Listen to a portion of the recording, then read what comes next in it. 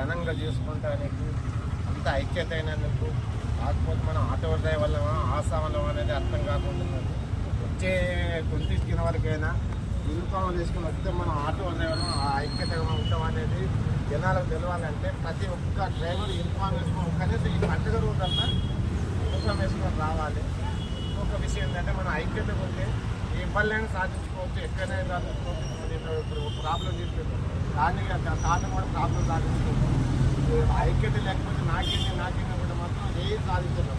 మనకు 12,000 రూపాయలు ప్రభుత్వం ఇస్తా ఉన్నది. ఇప్పటి వరకు దాని పేరు ఊరు తీస్తుంది. ప్రభుత్వం మనదే, మనం చేపట్టే ప్రభుత్వం వచ్చింది, మనం ఓట్లు ఎత్తున వచ్చింది. కానీ మనం పట్టించుకుంటలేదు. ఇంట్లో ఉన్న వాళ్ళకు పట్టించుకుని వాళ్ళకు స్కీమ్లు ఇస్తారు. మనం రోడ్డు మీద 24 గంటలు తిరిగి కష్టపడి ప్రతి ఒక్కరు కూడా కాంగ్రెస్ ఓటేయాలని చెప్పినాం. మన ఆటో డ్రైవర్లు మాత్రం ఇప్పటి వరకు ఇంకా ఏ నాయకుడు కానీ దాని పేరు ఊరికిస్తున్నాడు. ప్రతిపక్షాలు ఒక 15 రోజులు 20 రోజులు గాయ చేసింది. ప్రతిపక్షాలు కూడా పట్టుకోకపోయినాయి.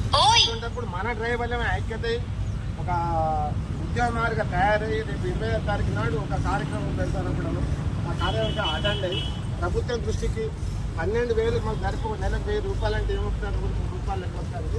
అట్లా కాకుండా మినిమం 15,000 కావాలనే పట్టుదలతో ఒక కార్యక్రమం చేస్తున్నది. 20వ తారీఖు థియేటర్లో ఫిక్స్డ్ అయ్యింది, కానీ టైం ఎక్కడైనా ఫిక్స్డ్ కాలేదు.